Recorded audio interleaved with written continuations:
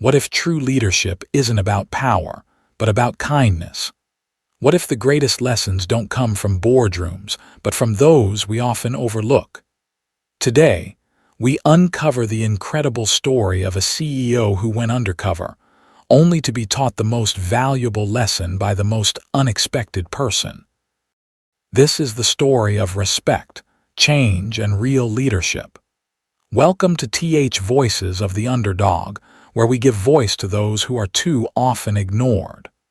Don't forget to leave a comment sharing your thoughts and subscribe to the channel to stay updated with our latest videos, because the truth deserves to be told. Let's begin. Ethan Caldwell sat in his sleek, high-rise office overlooking the bustling city of San Francisco. As the CEO of Titan Dynamics, one of the most innovative tech companies in the industry, he had built an empire admired across the corporate world. The company had achieved incredible milestones, generating billions in revenue and revolutionizing the way businesses integrated technology. Yet, despite his overwhelming success, Ethan felt something was missing, an invisible gap growing between him and his employees. For years, Ethan had worked tirelessly to create a company that fostered innovation and collaboration. However, as the company expanded, he found himself more distanced from the people who worked under him. Meetings were structured, interactions with employees were filtered through managers, and his understanding of the company's work environment was dictated by reports and PowerPoint presentations. It wasn't until he overheard a conversation in the hallway, two junior employees complaining about how leadership was out of touch with the workforce, that he realized just how severe the disconnect had become. That night, Ethan lay awake in his penthouse, staring at the ceiling. He thought about how, years ago, he had been just another software engineer, working late nights and grinding through code, dreaming of making a difference. Back then, he knew every employee by name, understood their struggles, and celebrated their wins. But now, he was a figurehead, someone they saw in company-wide emails and press releases, but never in the break room or at the office happy hours. Determined to bridge the gap, Ethan made a bold decision. He would go undercover, stripping away his title, power, and influence to experience the company as an entry-level employee. He wanted to see firsthand how his employees treated each other, how they felt about their jobs, and whether Titan Dynamics was truly the workplace he envisioned it to be.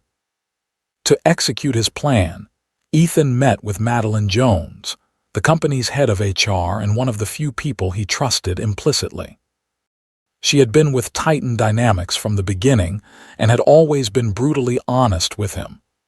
When Ethan shared his idea, she raised an eyebrow but nodded approvingly. "This is risky," she said, leaning back in her chair. "But if you really want to understand the culture here, you need to experience it the way they do. No executive privileges, no special treatment." "Exactly," Ethan agreed. "I want to be just another employee." With Madeline's help, they created a fake identity, Ben Carter, an IT support technician assigned to the San Francisco headquarters. His resume was fabricated to reflect a modest background, one that wouldn't raise suspicion, but was still qualified enough for the role. The transformation required more than just paperwork. Ethan had always been well-dressed, favoring tailored suits and expensive watches. Now he swapped them out for simple slacks, a button-up shirt from a department store, and a pair of sneakers.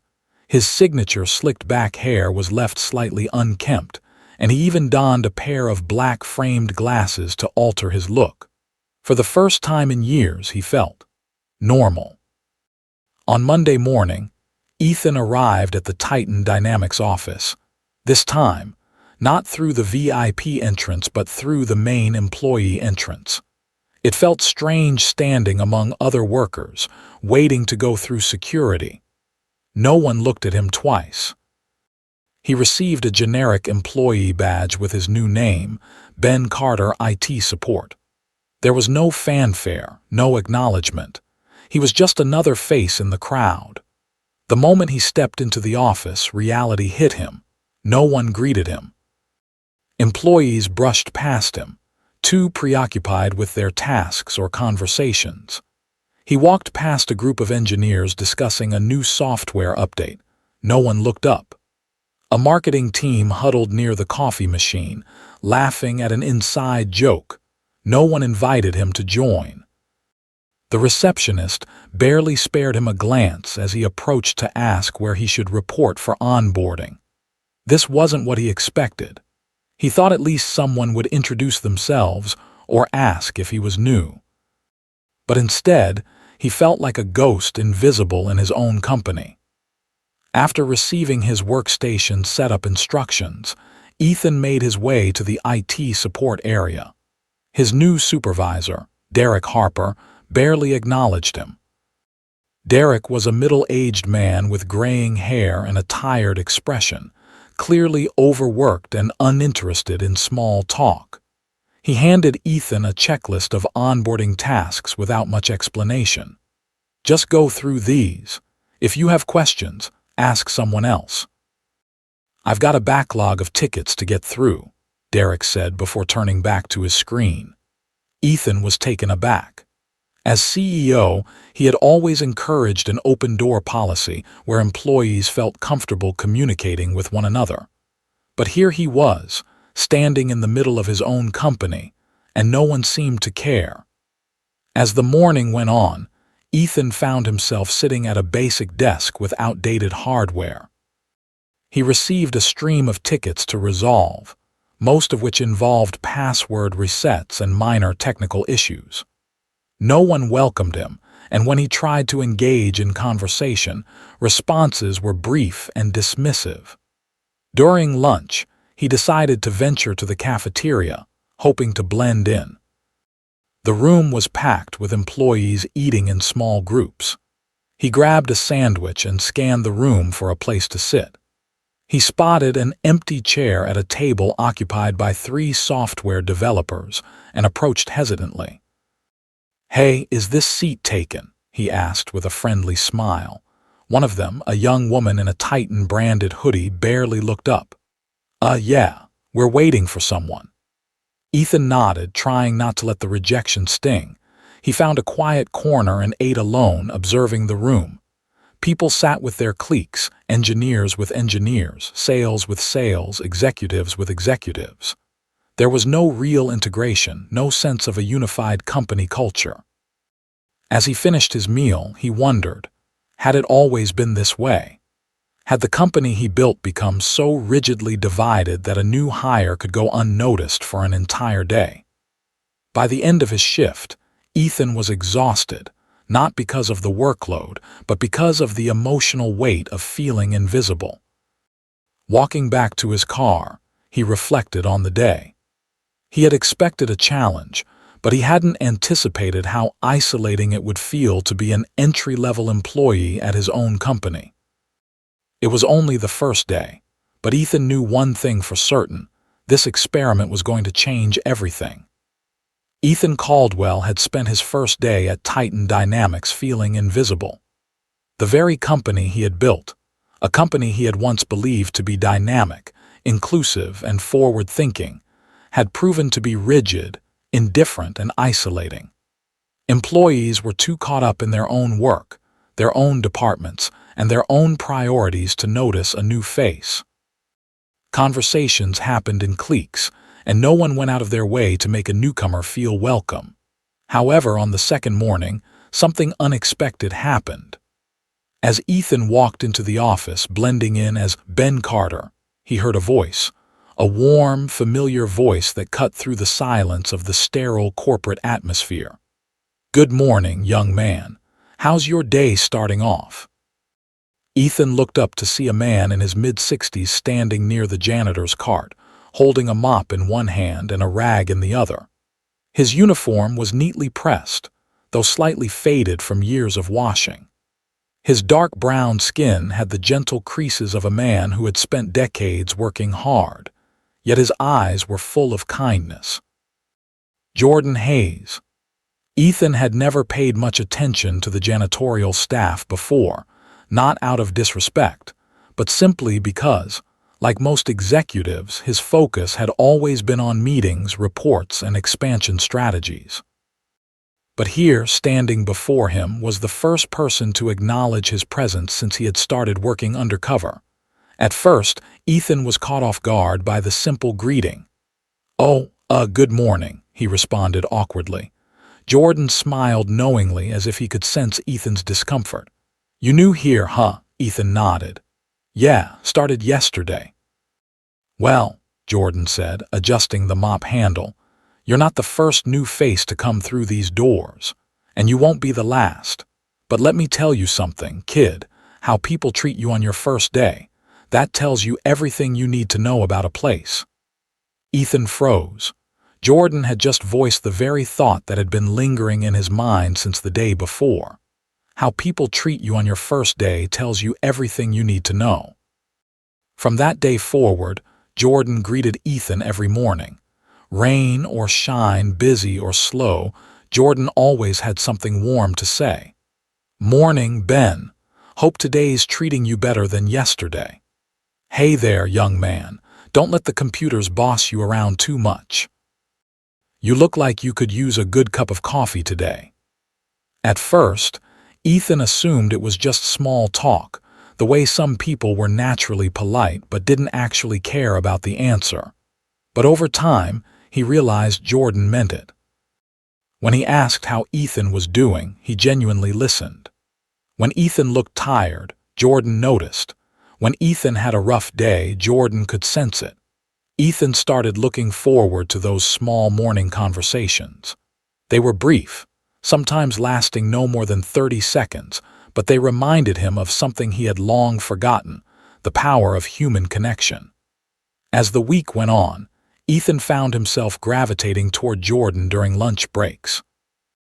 Unlike the rest of the employees, who grouped together in their respective departments, Jordan sat alone on a bench near the back entrance of the building, eating his simple homemade sandwich and reading a paperback novel. One afternoon, Ethan hesitated before walking toward him. "Mind if I sit here?" Jordan glanced up, surprised, then patted the empty space beside him. "Of course, kid, have a seat." For a few minutes, they ate in comfortable silence, the hum of city traffic in the background. Then Jordan spoke. "So, Ben," he said, taking a sip of his iced tea, "what's your story?" Ethan hesitated. He had been careful not to share too much about himself, sticking to the backstory HR had created for him. "Not much to tell," he said casually. "Worked a few IT jobs trying to find the right fit. You know how it is." Jordan nodded. "Yeah, I know how it is. People hop from job to job thinking the next one will be better. But you ever wonder if the problem isn't the job, but how folks look at it?" Ethan tilted his head. "What do you mean?" Jordan leaned back, folding his arms. "People always talk about climbing the ladder, like life is just one big game of getting to the top. But let me tell you something, young man, not everyone is meant to climb. Some of us are meant to build, to hold things together, to make sure the whole damn thing doesn't fall apart." Ethan felt a strange pull in his chest. He had spent years obsessed with growth, always pushing for bigger, better, faster. But now, sitting next to a janitor who had spent 15 years in the same job, he started to wonder, was growth the only measure of success? Jordan continued, "I've seen folks come in here hungry for promotions, thinking a bigger paycheck will make them happy. Some of them make it, some don't. But you know what most of them have in common?" Ethan shook his head. "They leave." Jordan chuckled. "They think they're going somewhere better, but half the time they just end up just as unhappy, because no one ever taught them that success isn't about climbing higher, it's about finding meaning in what you do every day." The words hit Ethan like a shockwave. He had never thought of success that way before.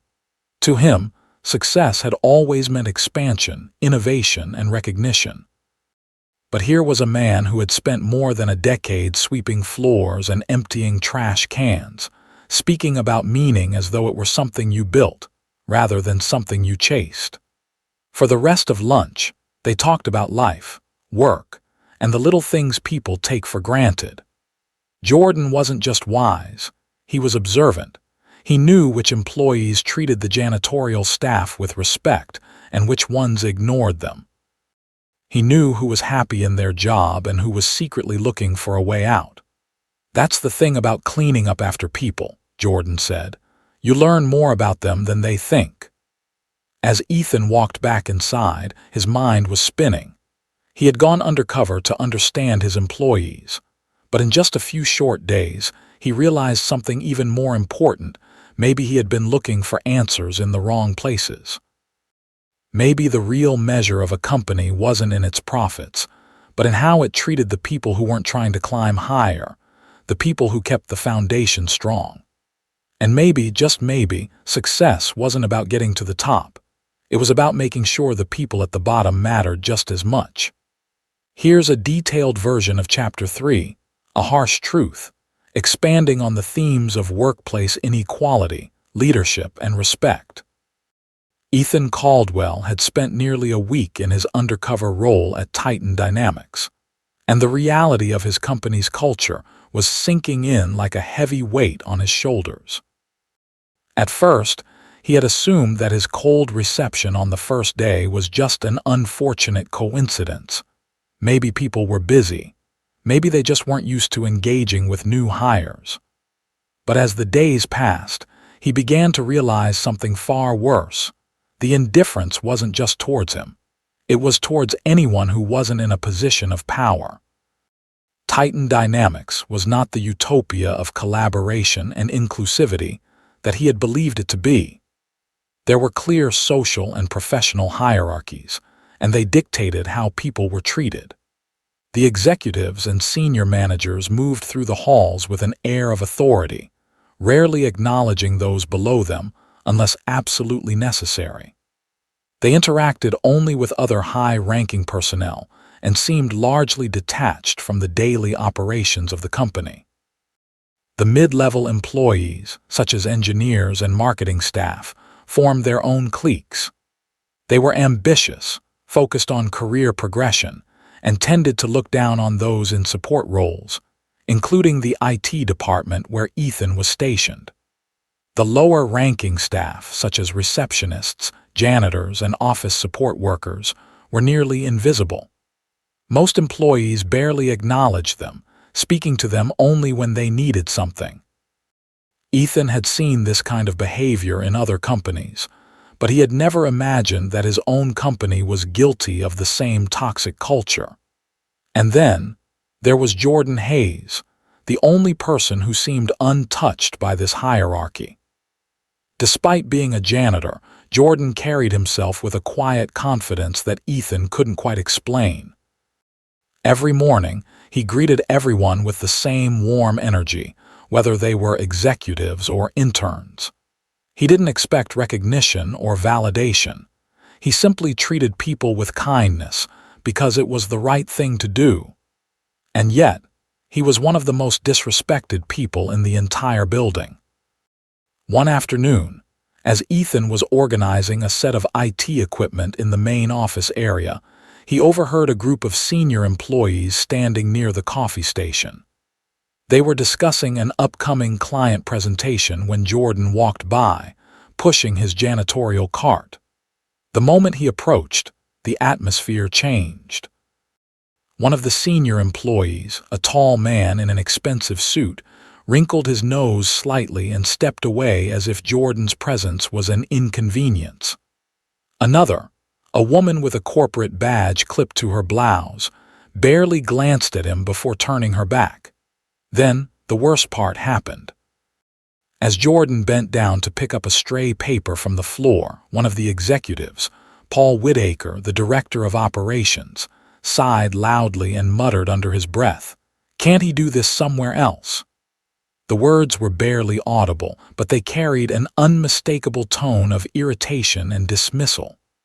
Jordan, as always, remained composed. He simply picked up the paper, tossed it into the cart, and continued his work as if he hadn't heard anything.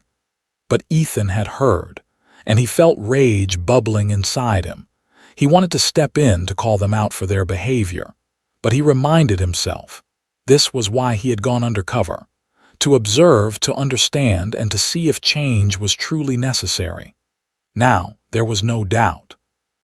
Titan Dynamics had a deep-rooted culture problem. That same evening, long after most employees had gone home, Ethan stayed late to finish up a backlog of IT tickets.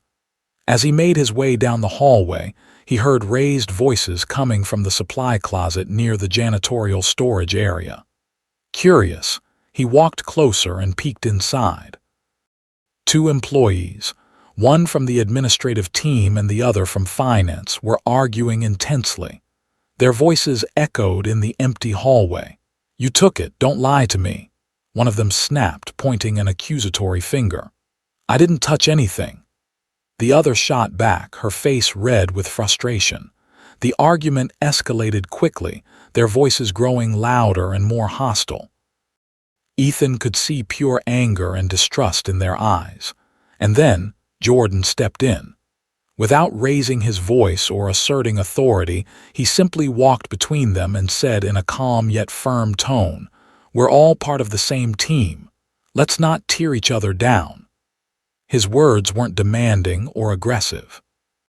They were steady, reassuring, a reminder of something bigger than their argument. The two employees hesitated. The tension in the room shifted. Jordan didn't accuse or blame anyone. Instead, he asked, "What exactly happened?" After a moment of silence, the administrative employee finally spoke. "I left my external hard drive here earlier and now it's gone." "I thought she took it." The finance employee folded her arms. "I didn't take anything, I just came here to grab some extra printer paper." Jordan nodded thoughtfully. "Okay, how about we check with security, maybe someone else picked it up." A beat of silence passed. The fire of the argument dimmed. "Yeah. Maybe," the first employee mumbled. And just like that, the hostility disappeared. Jordan had diffused a workplace conflict without authority, without a title, just by treating people like people. Ethan was stunned. As the two employees left to check with security, Jordan turned and noticed Ethan standing nearby. Jordan gave a small smile. "You look like you just saw a ghost." Ethan chuckled, shaking his head. "I think I just saw something more impressive than that." Jordan leaned against his mop handle. Just people being people. Sometimes they just need a little reminder." Ethan couldn't stop thinking about what had just happened. Here was a man with no managerial power, no fancy job title, no executive influence. And yet, he had more true leadership skills than most of the people in the corporate offices. He didn't command respect, he earned it. And for the first time in his life, Ethan felt ashamed. Ashamed that he had allowed this culture to thrive. Ashamed that he had never noticed people like Jordan before. And ashamed that Titan Dynamics valued position over character. But that was about to change. This was not just a corporate issue. This was a leadership failure. His failure. And he was going to fix it. Ethan Caldwell had spent the last week experiencing Titan Dynamics in a way he never had before, not as its powerful CEO, but as just another employee. What he had seen, what he had learned, had shaken him to his core. The once invisible walls of corporate hierarchy had become glaringly obvious. The way employees ignored lower-ranking workers, the dismissiveness, the silent divisions, it was all real. And worst of all, he had been blind to it, until now. Now, as the end of the week approached, Ethan knew there was only one thing left to do: reveal the truth. It was time for a wake-up call. On Friday morning, an email was sent out to all employees. Subject: company-wide meeting, mandatory attendance time, 300 p.m. location, main conference hall. There were murmurs of curiosity throughout the office. Employees whispered to one another, speculating about what the meeting could be about. Some assumed it was about a new corporate initiative. Others feared layoffs or restructuring. Ethan, meanwhile, spent the hours leading up to the meeting mentally preparing himself. He knew this was going to be one of the most defining moments of his career. And more importantly, it was going to change Titan dynamics forever. At exactly 300 p.m., the main conference hall was packed. Hundreds of employees filled the seats, from executives to engineers, from sales reps to janitors. Even those who rarely attended company meetings were present, intrigued by the sense of mystery surrounding the event. The stage was empty, save for a single microphone at the podium. Ethan stepped out from the side of the stage. He wasn't wearing his usual CEO attire. No tailored suit, no expensive watch. He was still dressed in the same simple attire he had worn all week: casual slacks, a button-up shirt, and the same employee badge labeled Ben Carter. The room fell silent as confusion rippled through the crowd. Why was the new IT guy on stage? Then, Ethan took off the badge and held it up. And with a steady, powerful voice, he spoke, "For the past week, I have walked among you not as your CEO but as one of you, and what I've learned has changed me forever." A collective gasp filled the room. Whispers erupted. What? No way. He was undercover. Employees exchanged shocked glances while executives sat frozen, their faces pale. Ethan continued, his tone unwavering. "I have seen firsthand how people in this company treat each other, not just the ones in high-ranking positions, but the ones working behind the scenes, the ones keeping this place running. And let me tell you something. I didn't like what I saw." Silence.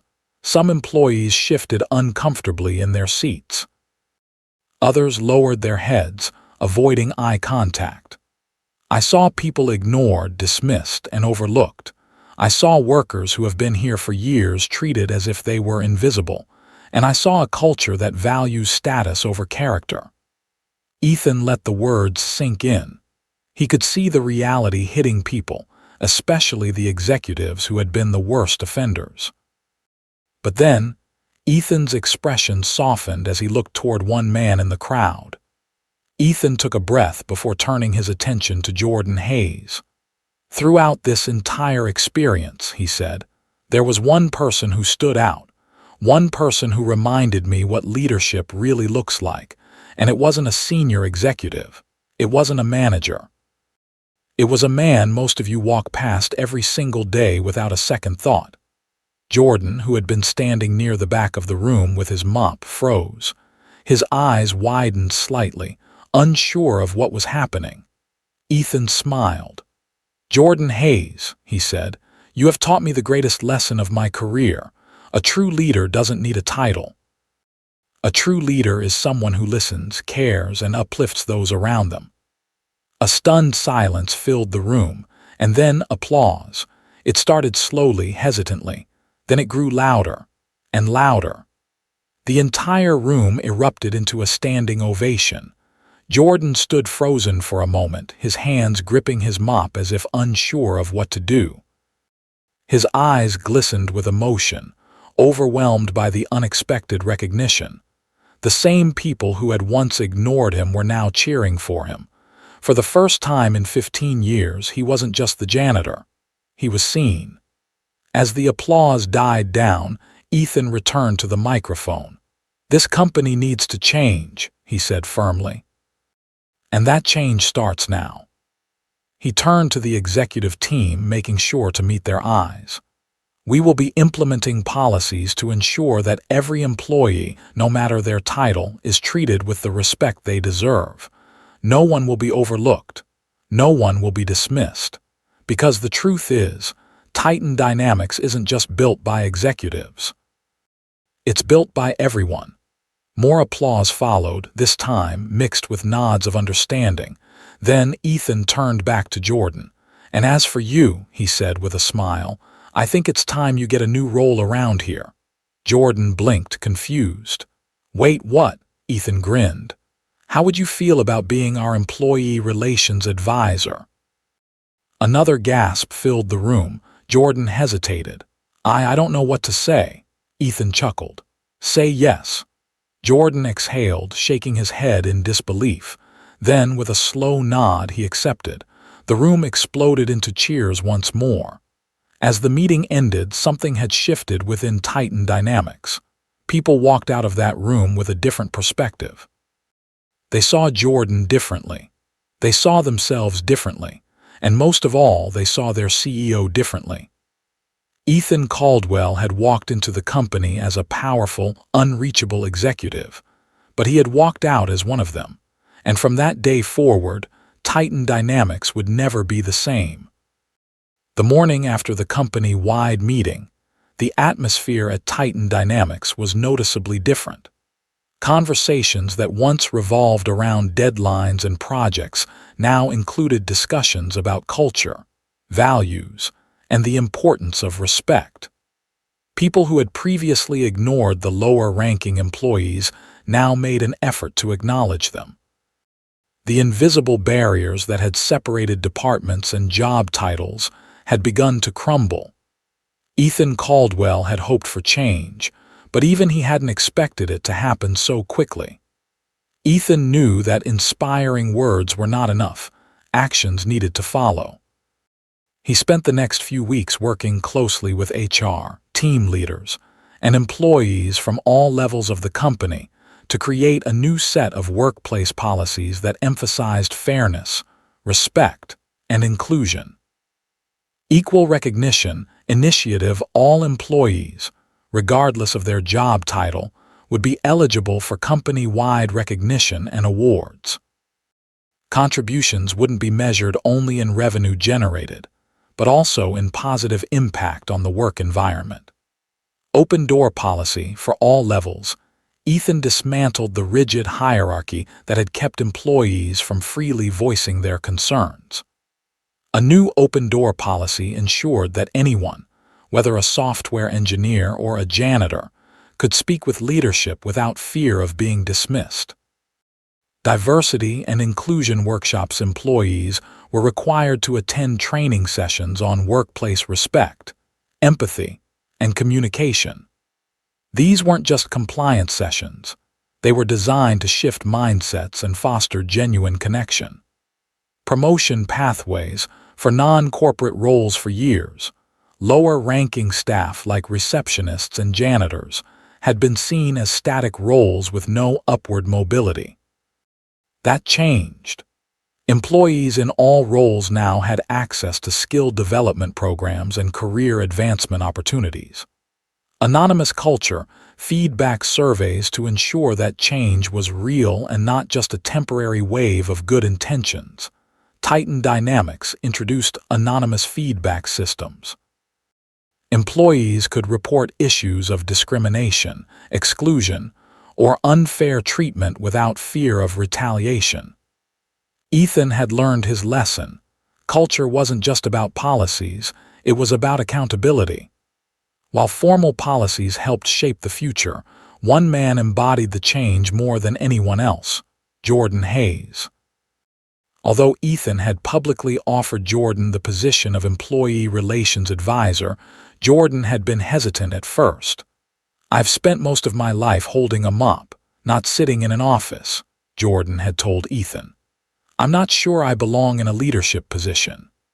Ethan had smiled and replied, "Jordan, you've been leading this company long before I even realized it. You just never needed a title to do it." With that, Jordan accepted the role, not as a traditional executive, but as a mentor and advocate for employees at all levels. His first order of business: bridging the gap between employees who had once ignored each other. Jordan made it a point to speak at company events, hold informal meetups in the break room, and even continue having lunch with different employees every day. Little by little, he taught the company what it truly meant to be a team. One afternoon, Ethan found himself sitting on the same back entrance bench where he had first spoken with Jordan. Looking out at the city skyline, he reflected on how much had changed, not just in the company but within himself. For so long, he had believed success was about numbers, growth charts, revenue reports, market dominance. But over the past week, he had learned a far greater truth. Success isn't just about profit, it's about how people are treated. The most valuable lessons often come from the most unexpected places. And perhaps most importantly, leadership isn't about having power, it's about using what power you have to uplift others. For years, he had been leading from the top, never realizing that true leadership happened on the ground in the everyday moments of kindness and respect. He had spent years chasing corporate excellence, only to learn that true excellence was in the people, not the profits. At the next all-company meeting, Ethan stood before his employees one last time, not as the CEO delivering a speech, but as a man who had been humbled, changed, and inspired. With a steady voice, he spoke words that would redefine Titan Dynamics forever. We can't succeed as a company if we don't value every single person in this organization. From today, Titan Dynamics is not just a workplace, it's a family. A wave of applause erupted, but this time it wasn't just politeness. It was real. People felt the change. They believed in it. And more importantly, they lived it. Over the next few months, Titan Dynamics transformed. Departments that once operated in silos began collaborating. Executives made an effort to know employees by name. Janitors, receptionists, and IT staff were treated as equals. And at the heart of it all was Jordan Hayes, walking the halls not as an overlooked janitor, but as the symbol of everything the company now stood for. Ethan knew that change was never easy. There would always be challenges, always be resistance. But for the first time, he wasn't leading the company alone. He was leading it with the people who made it great. And that, more than anything else, was the greatest success of all.